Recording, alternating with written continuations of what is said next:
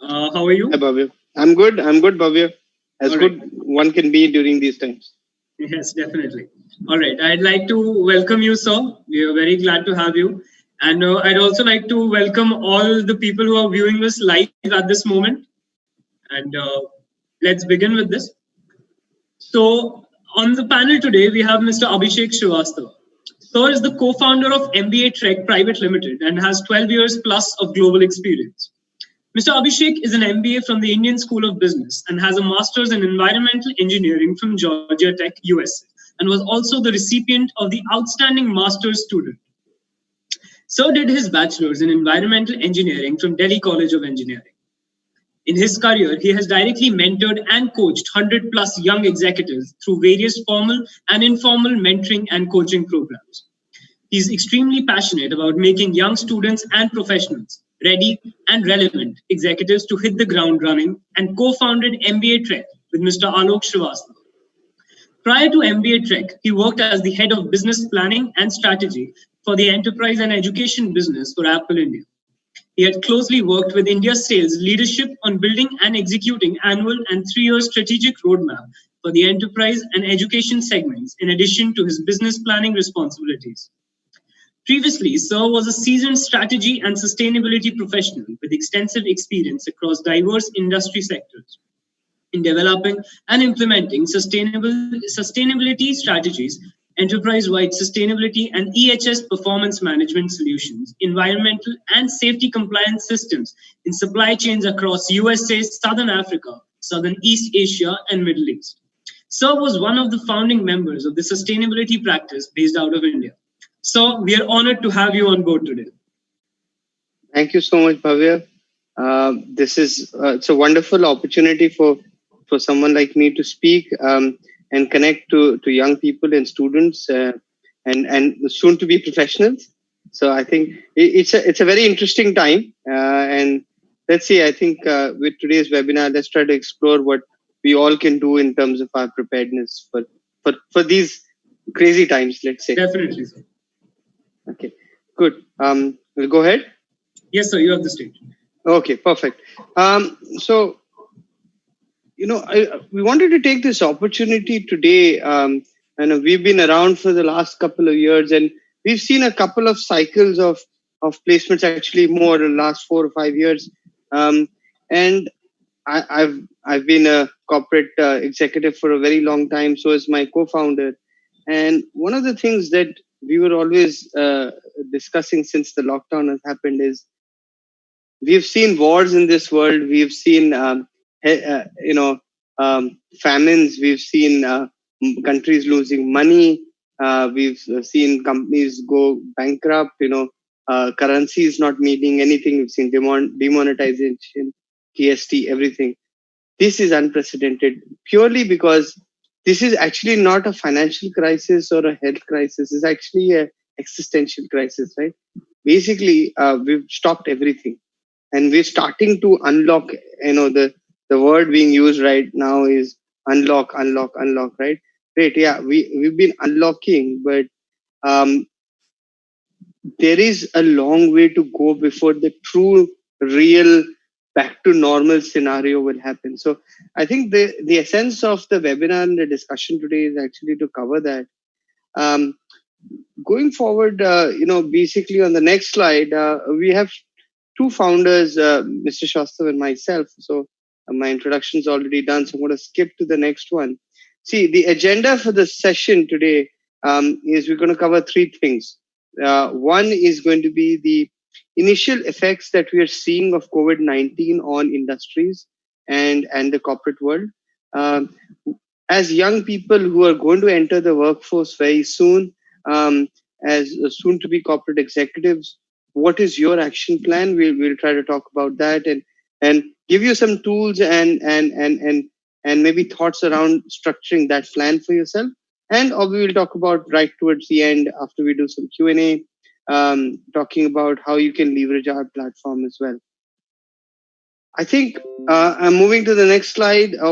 The effects of COVID-19, one of the highlights we want to show to you is that you think, oh, this is just going to be something which will hit the smallest universities, or we heard a lot about job offers going away. Let me tell you, and these are some very early numbers. The numbers are climbing on a day-to-day basis. Uh, there have been massive offers which have been lost at the IITs, at the IIMs, and across the board, every tier of campus. So if you're sitting in any tier of campus today, you're tier 1 to tier 3, tier 4, whatever it is, don't think, regardless of how up you are or how low you are or whatever it is, that at any point you are immune to this. Nobody is immune to this, right? Every type of college, university, every kind of industry, though some industries are doing well, and we'll talk about it. um, the IT industry is something is being hit big time. um, someone like Zomato, you would think Zomato would do really well during this time, right? They would want to hire people, but they've been laying off people. Swiggy did the same, right? So it's actually, one has to understand, as companies grow and in their growth curve, they tend to carry a lot of clutter with them, and opportunities like these push companies to clear away a lot of that clutter, and a big portion of that clutter, unfortunately rather, is people. So there are a lot of jobs which tend to be redundant, and therefore this happens. And this is one of the key messages for all of you, that make sure the jobs and the skills that you have are very different from everybody else, because that, in today's market and in the future market, will have a lot of premium. If you have the same set of skills as the person sitting right next to you, that worked in a booming and a growing economy and all that, but in today's world that's not really going to be the case. So I move to the next slide. There are number of skills which are in demand, right? So yes, a lot of people, when you talk about skills, it somehow tends to become an artificial intelligence, machine learning, Python kind of discussion. Everybody starts talking about that, gets very excited.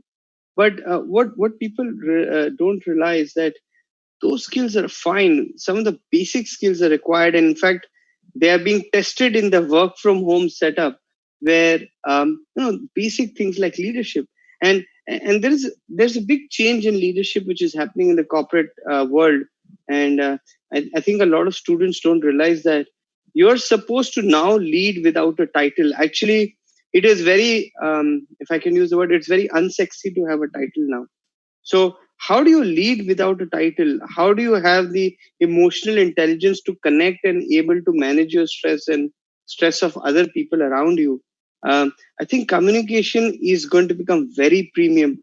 Your quality of communication. So a lot of people believe that if I have good English, that is high quality communication. Not at all. If you can write very clear English, and it doesn't have to be the best English possible. It's simple sentences. It works. People put a premium. I worked for so long. People used to speak in Hindi and English and all kinds of short messages and all that. It's absolutely fine. But the communication quality and the structure of the communication has to be very clear. And finally, I think you're going to now enter a world which is going to change on a daily basis. So the ability to manage change and adopt to it, I think that's something really critical. And obviously, therefore, comes the need for creativity, innovation. I think looking very closely at data and trying to problem solve, I think that's very critical. So I'm going to move to the next slide. Let's talk about the industry. So this tends to be a lot of questions that students have, that, Abhishek, this is all great. You're telling me all of this good stuff. I need to have these skills and everything. But it looks pretty doom and gloom out there. There are hardly any companies who are hiring. So actually, that's not true. Yes, a lot of them are laying off, and there's a lot of uncertainty and everything. But here's the certainty to it, right? These are some industries that we've gone and done a lot of analysis and spoken to a lot of industry experts to vet this actually this slide. So we haven't put this slide because it's my opinion, We've actually spent time researching and documenting whether this is the right slide to put up. And here's the fact: robotics and AI will become important because now companies realize if I have large operations with human beings involved, because of a situation like a pandemic or any other natural disaster or whatever, I have a problem where my company may shut down because the human beings are not able to work. So I need to find a way where it is most of the transactional and repetitive processes are actually automated. That's where basically robotics and AI comes into play. And similarly, in cloud computing, because now maintaining the data centers and maintaining the expensive IT infrastructure is no longer the norm. It's very easy. I mean, if you think of a company like ours, a fairly small company in terms of number of employees, we don't have any office license. We use Office 365. Everything is on the cloud. We actually don't store anything on our hard drives. So, I mean, I just have a hard drive on my computer for the sake of it to run. Otherwise, I don't need it, right? So that's the power of, let's say, something like cloud computing. And I think that as an industry, that's really coming in. The third one is third and fourth are probably very obvious. Medical equipment, pharmaceuticals. I mean, I think it's a very clear win-win for them. They're really expanding. I think even the fifth one coming out of that, digital payments. I think nobody wants to touch the rupee note that you give me because guess what? It might be infected. And because everybody's sitting remotely, how do you make money move? Your digital payments, right? And I think to that extent, if you flip this around, how do you study? So EdTech and upskilling is probably one of the areas which is going to be funded heavily by companies. I think this is where a lot of action on startups and scale ventures like a Byju's and all will happen.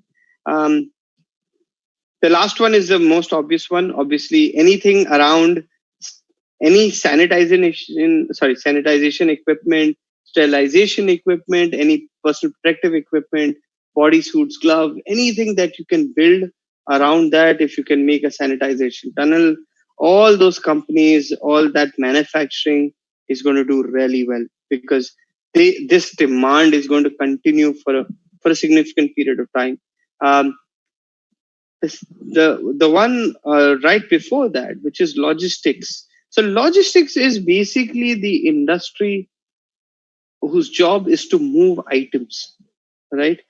So think of your last mile delivery companies like a delivery or your courier companies, or think of all these companies which move the grains and food and different kinds of equipment and do trucking and manage in fact even a freight.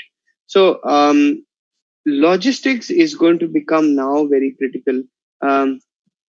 There was a trend in logistics some time back that everybody would centralize everything. Now suddenly everybody is saying, no, I'm not going to serve entire North India through one distribution warehouse.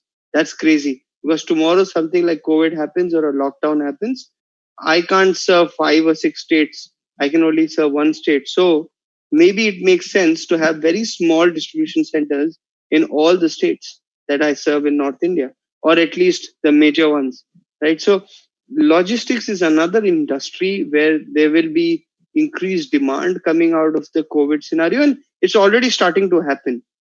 Some of these industries will emerge right now and start growing really quickly. Some will come later, but they in the next 1 or 2 years, I think these are the places to be. I'll move to the next slide. So we talked about what are the effects, right? So it's not all that bad. There is positive around this as well. So as a to be corporate professional, as someone who's graduating very close to placements in probably your second year, third year, fourth year, what is the action plan for me? Now, the action plan for you is, let's say if I want to go for a job and I'm going into the the industry. There are three major components, and we'll talk through all of them fairly shortly. One is working on yourself. Second is heavily leveraging the online tools, and the final piece is how do you network with people in a work from home setup? Because honestly, can you go to a conference in Delhi and Mumbai and meet all industry people? No, I mean, all conferences are e-conferences at this point, right? Can you go to somebody's office to interview?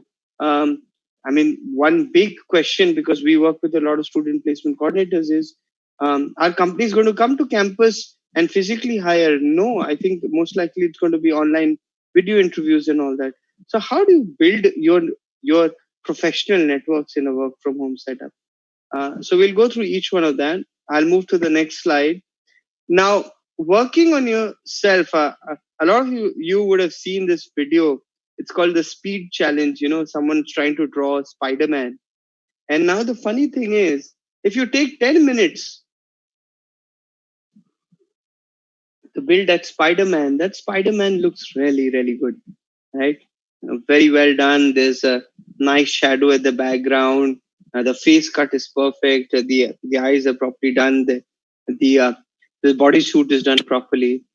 If you take a minute, it looks very, I mean, the outline looks very similar to the 10 minutes, but it does look a little sketchy and look rough. If you only spend 10 seconds, it barely looks like, I mean, you barely even get time to finish it. And this is how one should think about their career. If you're going to wake up 15, 20 days before your placement start or before you're getting to your graduation or 1 month before that, that's like the 10-second approach. And if you, so you're gonna, I mean, it's not like you can not get success and not get the right job. Sure, you can, but you're leaving a lot of it to chance. Whereas if you go in, let's say 3 months back, you're still giving yourself a much better chance of understanding yourself, thinking through things. But if you're someone who's spending 6 to 9 months on this and really thinking deeply about their career and where they want to start, I think that's where your picture will come out really strong. And in times of uncertainty like this, what you can ill afford is a 10-second approach. What you have to, for your own success and for the probability of success to go up, the 10-minute approach is the right way to look at it. Which means, let's look at the 10-minute approach.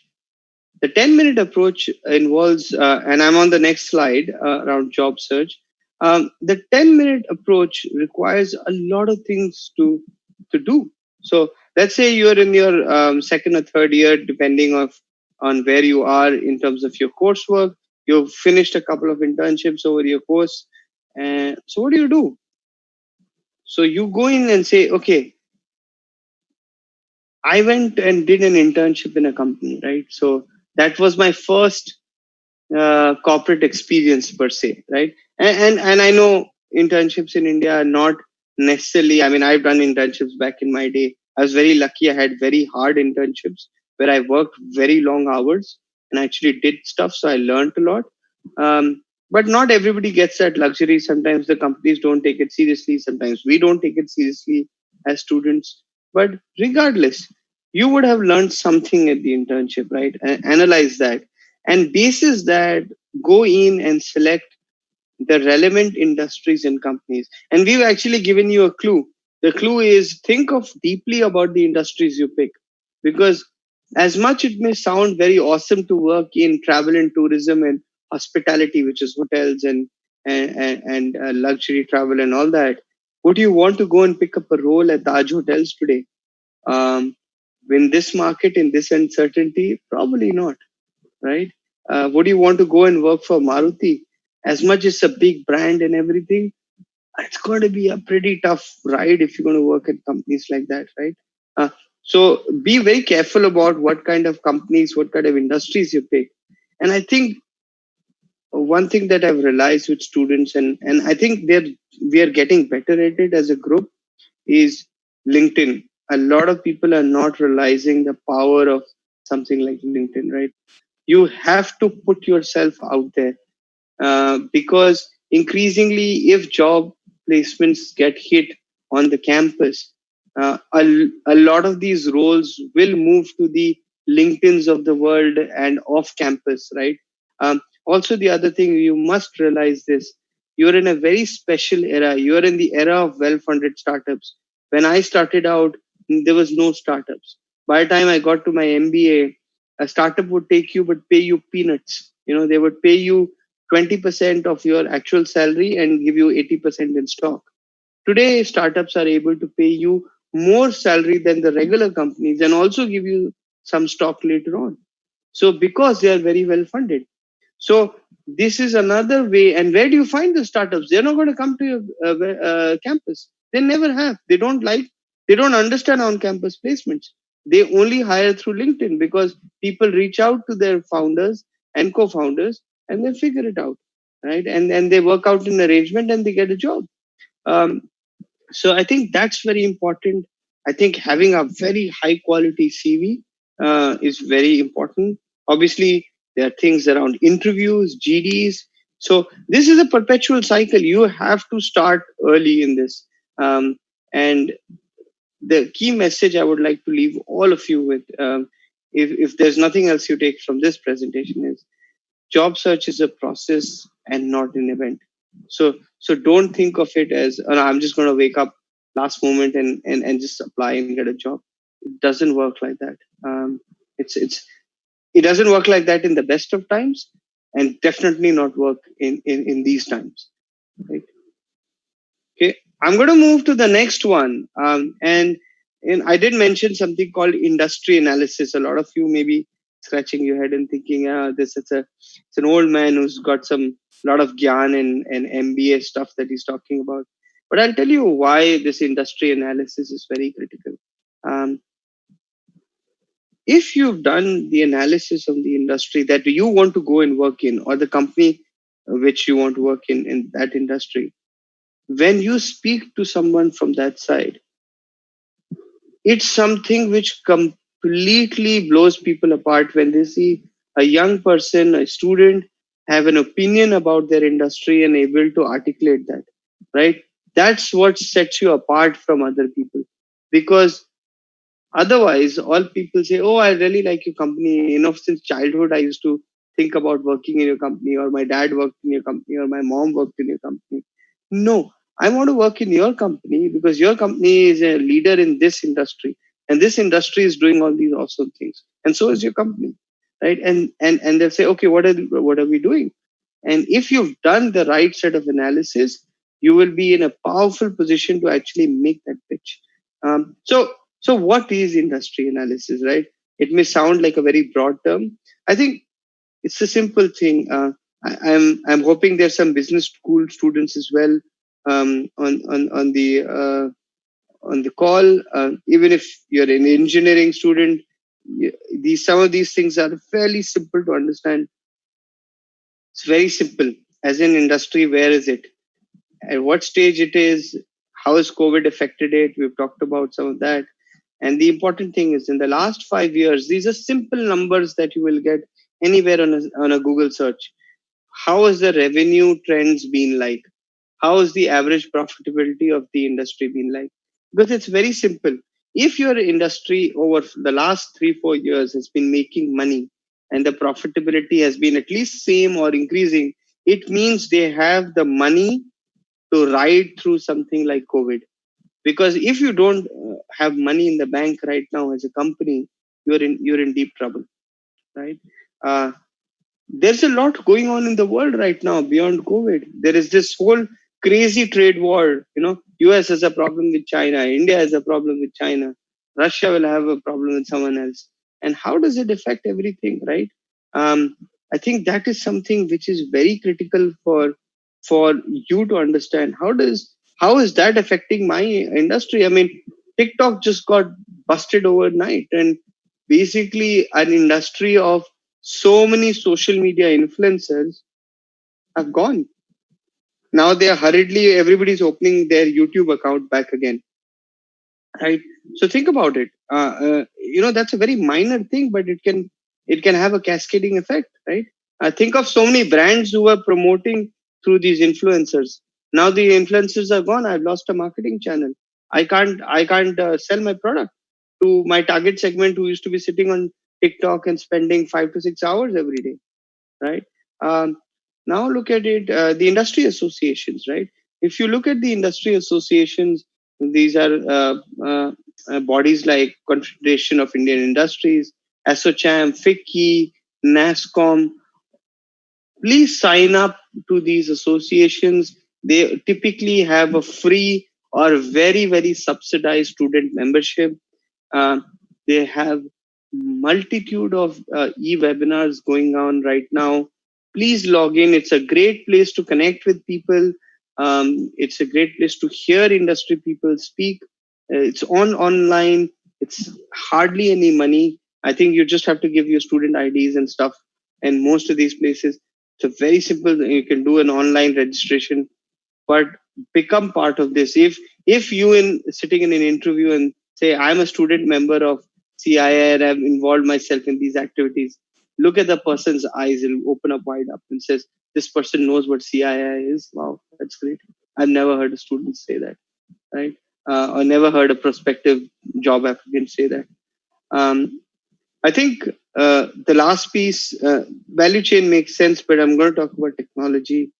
um, how is technology making or breaking your industry? I think that's something we all need to know and understand that very well. So I'm going to move quickly to the next slide. We'll skip this one.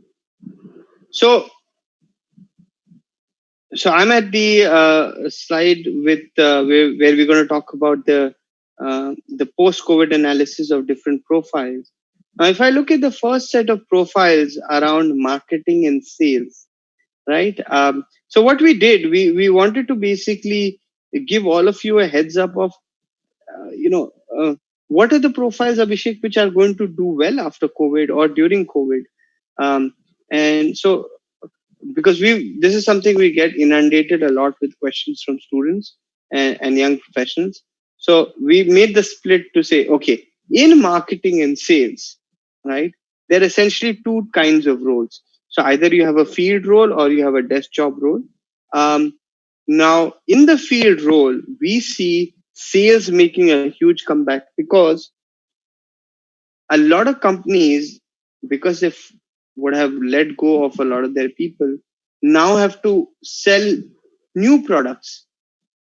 So they need new types of salespeople. Also, if they are selling new products, then they need new people around the marketing communications.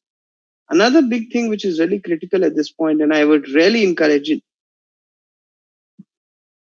students to consider this, is public relations. Because companies right now will do anything to protect their reputation, especially with the amount of layoffs and everything happening. That's something which is also coming up. The other thing on the corporate side, which is more the non-field role, or if you want to call it a desk job, is product development. Because a lot of times the products that I have are no longer required. Nobody wants to stay in a 5-star hotel because I don't want to stay in a place with so many foreigners because I know they may be carrying COVID, especially from the countries they may come in. So how do I create a new product, right? And therefore, because new products will come up, there will be demand for new amount of market research. And similarly, then there will be also demand of how do I market this? Well, at this point, people aren't going out to the streets or not seeing the big giant boards. Uh, a lot of people have stopped watching TV or on OTT platforms. So digital media is another piece which is going to go up. So you can see how all these fields are interconnected. And I think if you want to make your career in sales and marketing, I think these are the profiles you should gun for. Um, on the finance side, so I'm moving to the next slide. There are essentially two kinds of roles.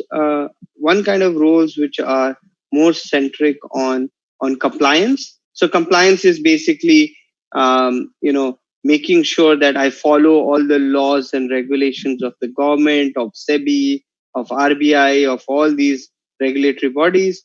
And business centric is where I'm making money on the finance side.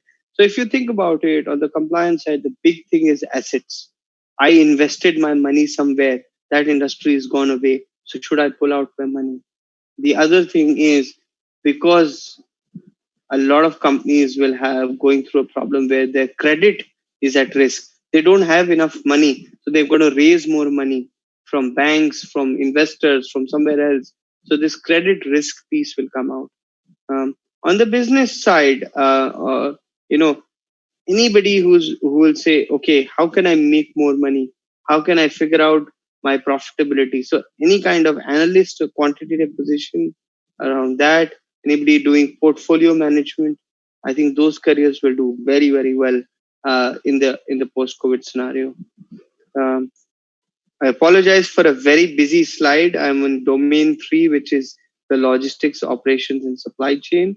um, Again, if you look at the split, the field versus corporate role, uh, I don't know if we have enough engineers on the call, but one of the sobering facts of this lockdown is initially manufacturing will go through a hard time. We already seen so many plants shut down. One of the heartbreaking stories is Atlas, the company used to make cycles. It's almost associated with India's rise as a global economic power.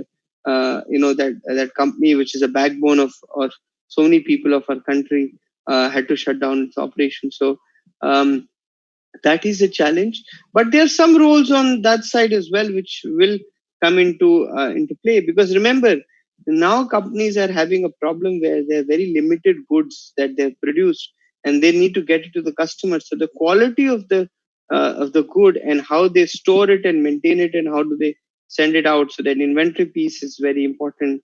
Therefore the transportation piece, so those roles will come up well. I think the other key thing is, if new products are coming through, so how do I plan for those products? Where do I keep them? And I talked about the whole logistics business, right?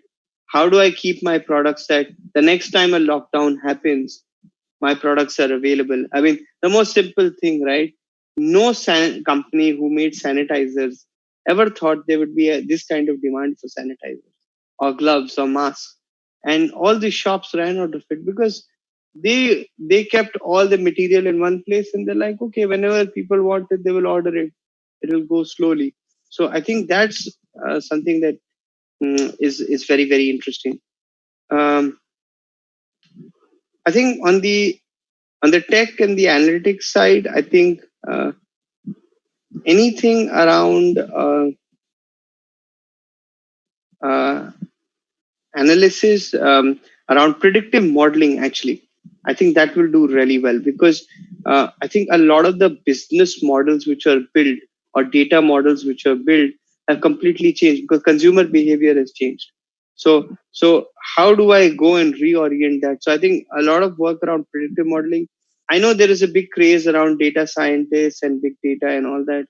I'm not sure, because we spoke to a lot of people in the industry, and their view is that's kind of going to stay okay and flat, and may not scale so much, because a lot of companies have hired a lot of people in those areas. So the demand for that may be pretty tepid. I think this is a very interesting one. Often in areas, so I'm moving to the last slide on in this section on human resources.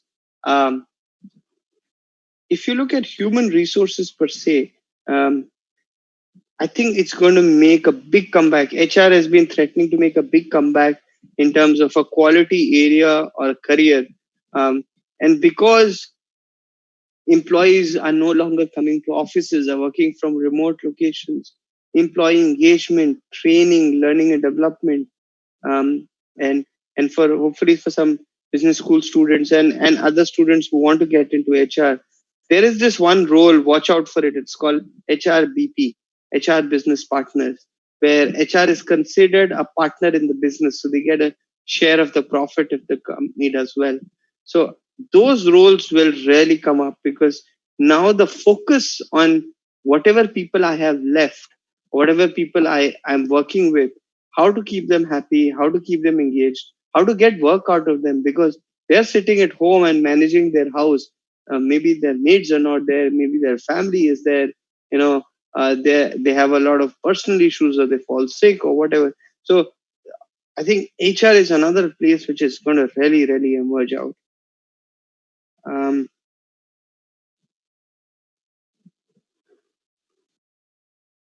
so I'm now moving over to the next slide around skills required to crack these domains. I'm going to straight go into the skills required for marketing and sales profiles. So a lot of you will say, okay, Abhishek, you gave me a very good sense of what I need, where I can go, but you got to tell me what I need to do. And here's the roadmap for it. What are the skills for each one of them? So from a domain skills perspective, problem solving, critical thinking, creativity, planning, uh, communication on the core skills aspect. I mentioned that before. Negotiation, I think that's something a lot of you were getting into the sales role. Please understand that's the bread and butter of industry. Learn to be a good negotiator. Negotiator is not the negotiation you do with your siblings or your friends, right? Proper negotiation on financials, on products. I think that's something very, very critical. Um, Moving to the next slide on skills required for finance profiles. I think obviously the number ability, the problem solving ability is there. Uh, Even today, I believe, and I've met a lot of students, I've worked with them, the ability to use Excel and work quickly with it is not there with a lot of students. And I'm talking about the top tier campuses, right? And anywhere across the board. I think that's something people really want to hone on. How can I quickly take a large data set, come up with insights, provide analysis there? Um, I'm going to move to the skills required for the analytics profile. And I think obviously a lot of the now very famous programming languages like Python or others are there, SPSS, Google Analytics, especially for websites and web-based data is there. I think another piece that I believe a lot of students need to work on is attention to detail, right? Um, we often we are now a generation where we our attention span is 5 seconds, right, or 10 seconds, or uh, I mean, how long is an Insta story? Maybe I don't know, maybe 5 or 6, 7, 8 seconds or whatever. 15 seconds. 15 seconds, yeah. Sorry, that shows you how bad I am. I still use Facebook, so please do not judge me for that. Um, a video on Instagram probably is 1 minute, and then you go to IGTV and all that. So actual corporate world doesn't still work on seconds. It's still working in hours and days, right? So having the attention to detail and trying to understand every little aspect, especially in an analytics role, I think that's very critical. And one must be very comfortable working with large data sets. And large data set is not um, uh, there are 1,000 rows by 20 columns. It's maybe 100 rows by 1 lakh. Sorry, 100 columns by let's say 1 lakh rows or something like that. Right? Excel has capacity in millions of rows. So I think that's where one has to be very comfortable looking at data and actually talking about the data. It's a lot of people believe analytics is just putting out fancy charts and cuts of data and pivots and all that. No, once you've done all of that, tell me what the data actually means, and that's where you will really make an impact with future employers. Um, finish quickly towards now leveraging online tools. So I just make a quick differentiation here. A lot of people think of online tools, and then the first thought to the mind is, oh, Naukri.com, Monster, and Times Job. These websites look so crazy, so cluttered, and all that. Yeah, I know. That's not the online website tools I'm talking about. It's LinkedIn. LinkedIn is great because it provides you very qualitative opportunity to connect with people. There's LinkedIn Learning if you get the premium piece. I am no ambassador of LinkedIn, so I don't endorse them or anything, but it's something I've used a lot and I find it very, very powerful.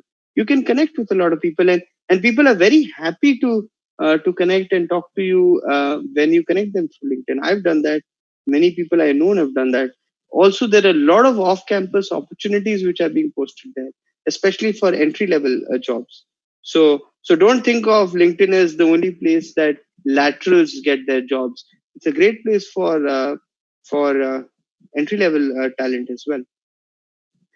And while a great LinkedIn profile is important, I'm moving to the next slide, is because when a recruiter looks at it, and by the way, we have a recruiter license, so we actually see this view, and that's why we are sharing it with you. What skills you have and what your profile is, these are things that people are looking at.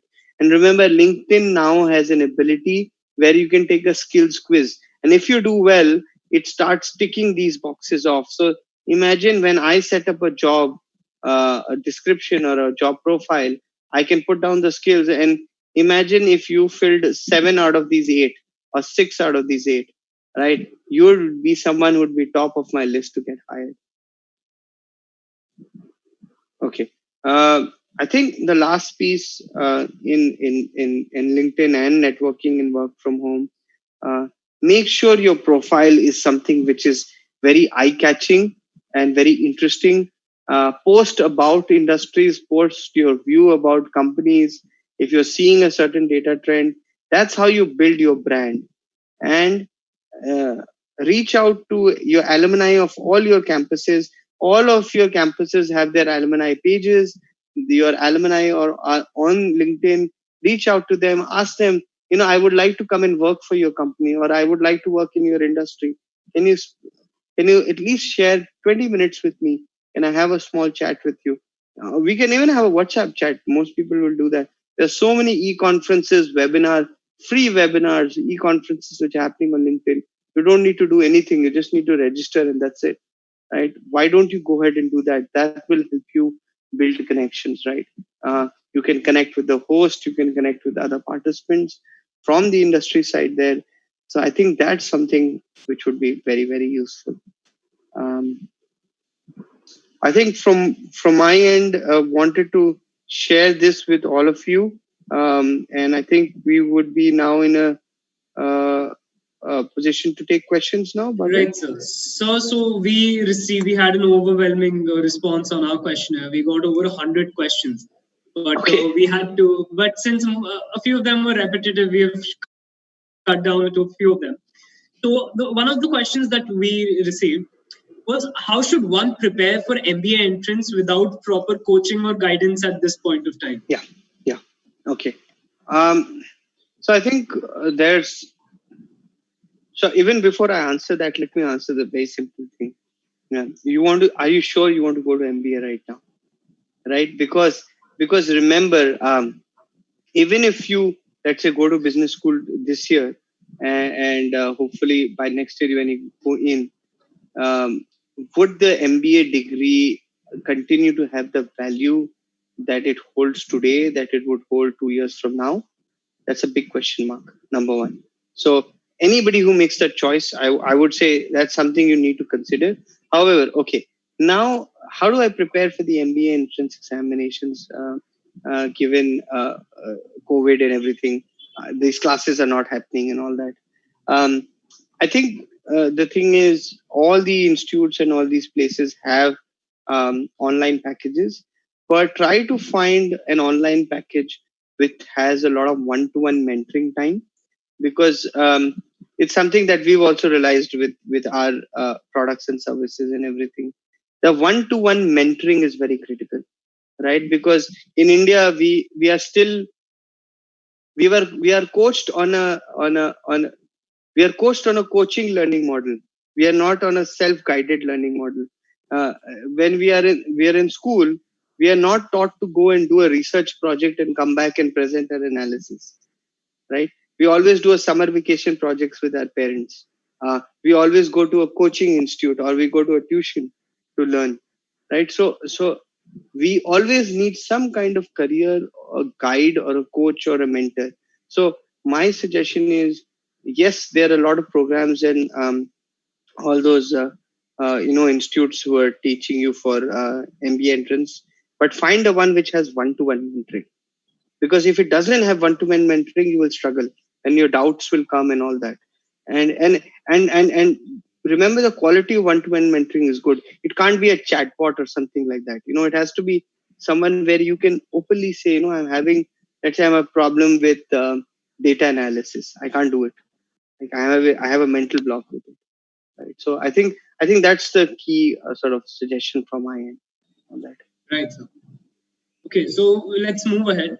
Mm-hmm. So another question that many of the people asked was, how should one portray their ability, the best of their ability in their internship to get a full-time opportunity with that place? Perfect. I think, I don't know whoever asked that, but I really, I may sound like an old person saying this. I want to really bless you because you are literally the right person to have asked that question. Focus on getting a PPO, right? I think it's a great question with a great intent. When you are in your internship, you have to remember two things. Regardless of where your project is, you need to have a pitch for your project. So if somebody stops you in the corridor, well, now you can't in the corridor, but let's say somebody pings you on the Zoom or whatever, Teams or Google Meet, and says, "Hey, how's your project going? Can tell me." You need to have a pitch. You need to have a 10-second pitch. You need to have 3 slides always ready about your project. Hey, my project is this. It has this impact, and in the future, if I can ever come back and work on this project, this is what I could do.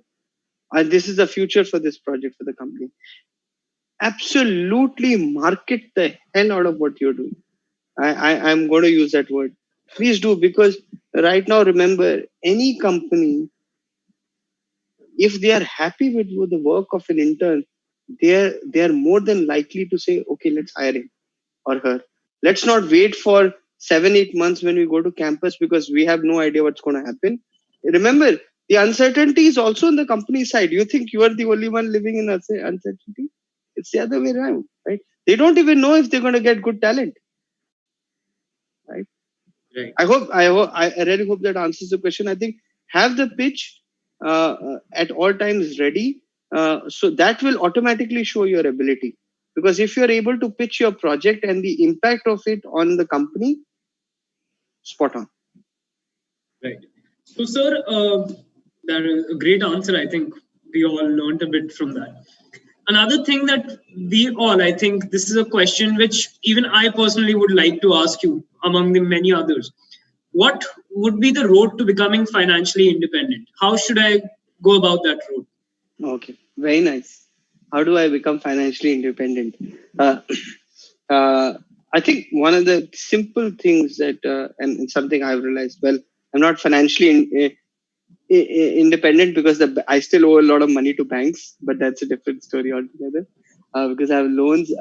I think the simple thing around that is start saving and investing at the same time. So a lot of people do only one out of the two. So either what they will do is they will say, okay, just once in a while, if I have some money, I'll just invest it, but they'll not save regularly, right? So they will just, let's say, what typically would, because I used to have a lot of young analysts at Accenture, and I knew they made good money. And the funny thing is, when they come back for the tax declaration, they would say, I have no money left to save. And how is possible? You're not spending any kind of money. You don't live in big fancy houses. You don't have a car, nothing. How are you spend? Because the thing is, they were not saving. And the only time they invested is the time they got the bonus. Right? So what you have to do is you have to save every month, and then you have to invest from that savings. So what happens is you diversify your portfolio, because the savings will carry almost zero risk. Yeah, if you put your money in a bank account, I mean, put it in a decent bank. Don't put it in a small, because you also know small banks get into problem. So put it in a decent bank, put it in the standard ATC, PF and this, that, and all that. Put it in the basic savings, and then with a portion of the money, you start investing it. Invest it in the market. Invest it in. So some of the simplest things is just buy a, index fund. India's index is slowly and surely moving up, and it's giving you a decent return above the fixed rate. That's fine. But save and invest at the same time. You can't pick and choose accordingly, right? So, in conclusion, we should start saving and investing. Investing together. So you save, and from the portion of the savings, invest. Right. All right. So another thing is many students, they're confused. They are good at a few things. Let's say they're good at A and B, but they're confused as to what to pursue. And they're good at both of these things. So how should these people now decide which career to go on with? Perfect. So I think any career, and we've tried to simplify this formula for people. I think your career is a combination of three things. It's the industry you pick, the type of company you want to work in, and the type of role you want to do. So let's say you say, I like three industries. Within these three industries, I like these three types of companies. And within these three types of companies, I like three different roles. So your is 3 multiplied by 3 multiplied by 3. So you have 27 combinations, right? Now, so think of, so when I mean industries, we just talked about some of them, BFSI, AI, computing, this, that. Type of companies is, for example, do I want to work for a tech giant, like a Facebook or a Google or something like that? Do I want to work for an MNC, right? Because you have to understand the type of company determines what kind of work environment will be there, right? So if you are someone who likes a lot of structure and processes and all that, then maybe an MNC or a PSU is a place for you to work, because they will give you structure like nobody's business, right? But if you're someone who wants a lot of action, a lot of growth and everything, then maybe startups is the right place. And if you're someone who loves technology and who wants to work at these companies who are changing the world and all that, then maybe the tech companies are the place to be, right? The large ventures. And I think finally the role, and we talked about some of the profiles, right? Marketing and sales, finance and operations and engineering and all that. I think, how do you make sure you figure that out? There are a lot of tools called psychometric assessments. So psychometric assessments actually give you a very good view of what kind of behavior and personality you have, and against that, what kind of roles you could potentially do, right? Us as a company has developed a lot of their tools. A lot of other companies have done that. You should look into that, because the psychometric assessments check you on your behavior. They check you on something called cognitive skills, which I mentioned in the webinar. And the technical skills are there. So technical skills are simple, right? You know coding, you know coding. You know MATLAB, you know MATLAB. You know AutoCAD if you're a civil engineer, and all that. But accounting if you're in the CA side or whatever.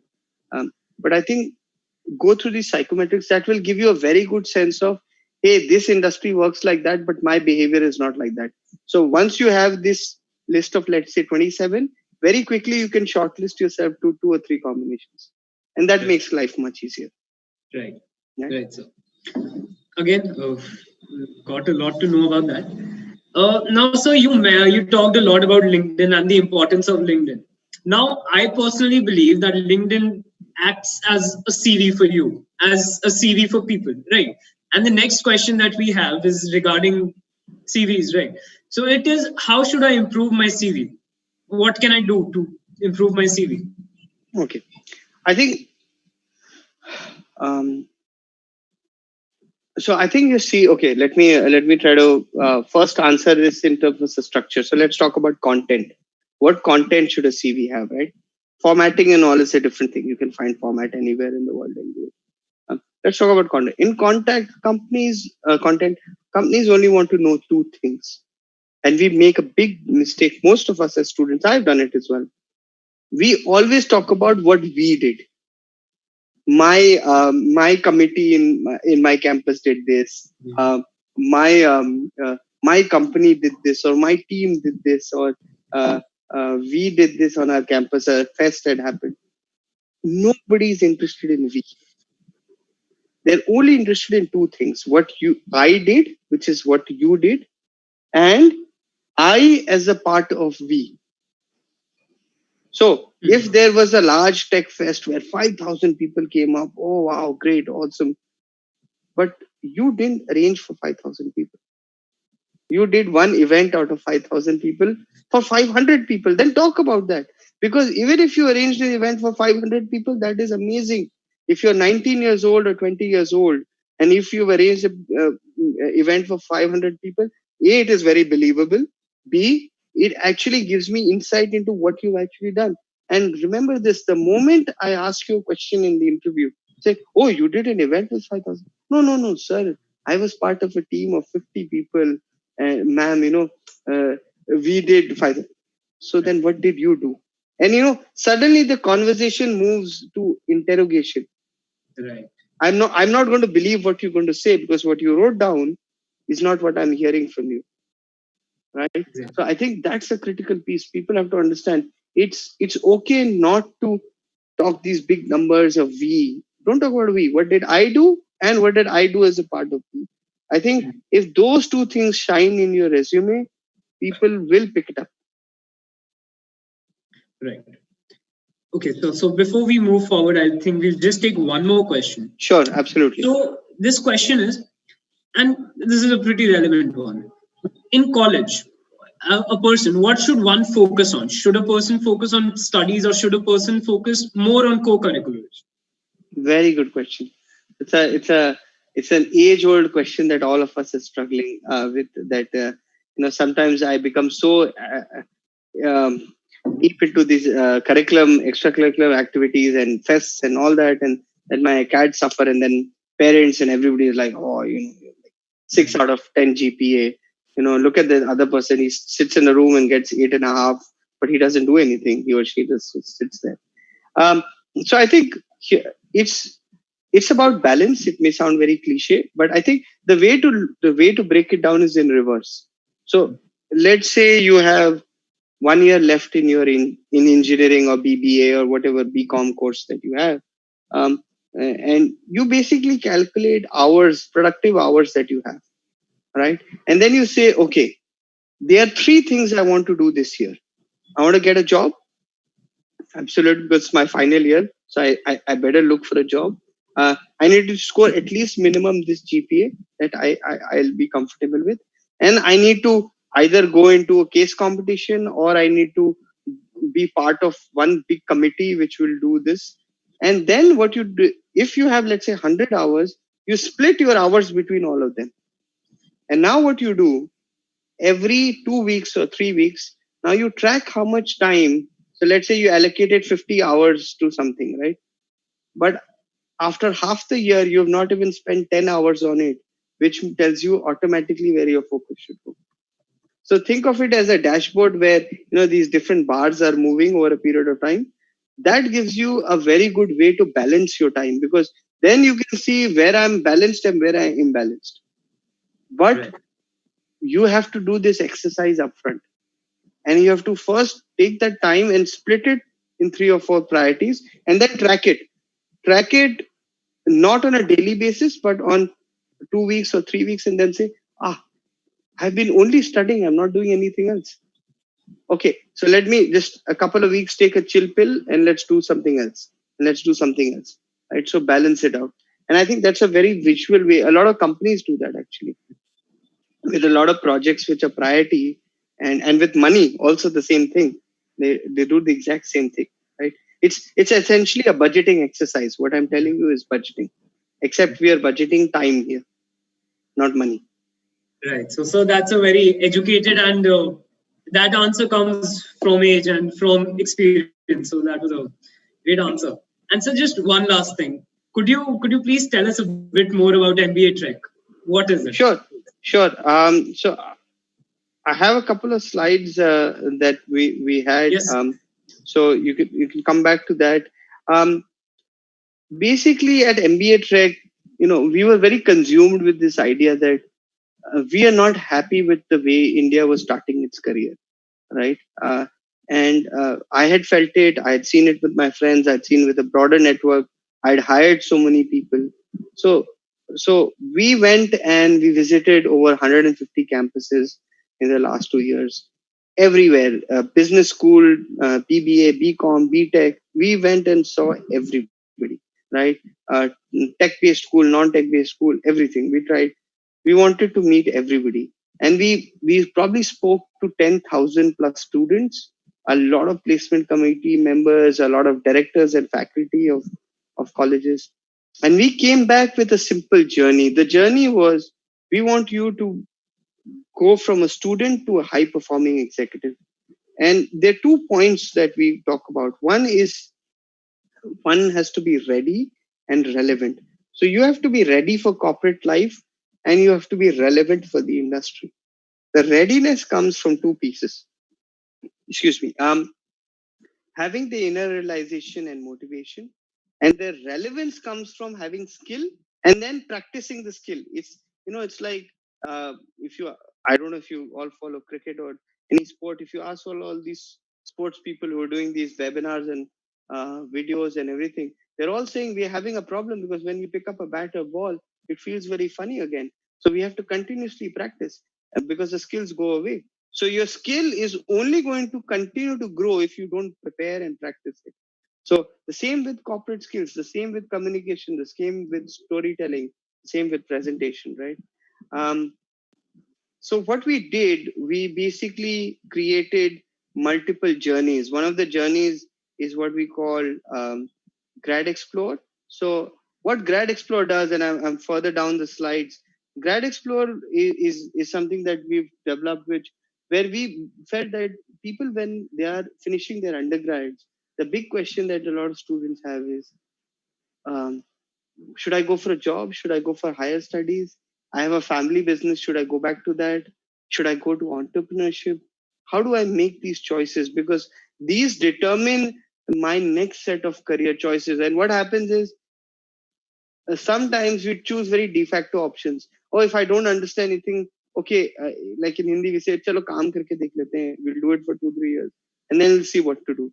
But that's not the right approach. If you actually want to go into entrepreneurship and you have a good idea, you have a relevant idea, go for it, right? You have nothing to lose. Whereas, if I have a family business, there are great opportunities there. Let me go back to it. Why do I need to go and work somewhere else, right? Um, so I think that's another piece that we're really doing, putting together. I think one piece that was really awesome about what we're doing at MBAtrek is we're getting a lot of people from industry to come in and meet students. We were doing it physically back then, before the lockdown. Now it is all virtual.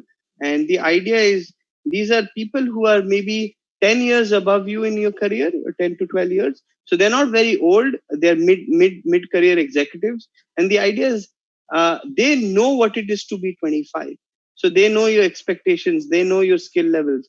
They're not remote. The problem with mentoring today, the mentor and the mentee are about 25, 30 years apart, and there are like two generations between both of them. So there is no relatability. I think one of the things that we've created in our mentorship model is a very high relatability, because the mentor is someone who's just 5 or 10 years back was your age. Um, and and we've worked with multiple tiers of campuses, multiple types of campuses. Very happy to have placed people in the best of companies, Airtel, Deloitte, Gartner, HCL, Glaxo, all these nice companies. But I think what we are very happy about is people have come back and told us, and giving us glowing reviews for our work, which is, you made me a better executive, and more importantly, you've given me a good start to my career. I think that's my focus to anybody right now.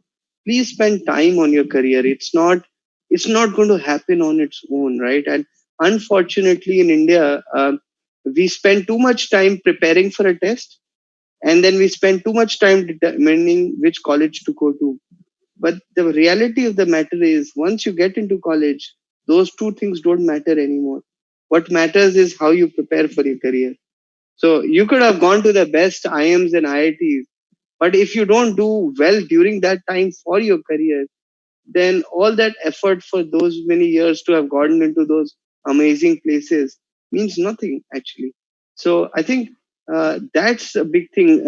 We've come up with a hashtag for it. We call it hashtag career prep. So keep that career prep portion in there. And I think the last thing I'll leave you with is the message of um, to get the right job in the post-COVID world, please work on yourself, leverage all the online tools, and work on your skills. I think work on your skills, know more about yourself, understand your behaviors, your cognitive profile, and start networking. Start. I know it's very hard in this world to do it because you can't physically meet people to that extent that you would like to. You can't travel necessarily and all that. But use LinkedIn, use all these industry associations, reach out to industry people, try to get their opinion. Webinars like these are great, I think, and they're more senior people than me in the industry. I don't pretend to be the know all and do all of everything, but yeah, I think just connect, because at the end we are all human beings. So even an industry person likes if somebody from an institute reaches out to them and say, I want to know something about your career, about your job. It everybody has an ego, right? So you satisfy that ego in certain shape or form. So that's essentially my view on this. I think best of luck to everybody. I think anybody who's graduating in the next couple of years, you're a very brave batch, because what you are going to see and manage and handle and grow your careers out, 2009 was a joke in front of it. So the whole financial crisis where people make a big deal out of it, I think that was nothing compared to what we are going through right now.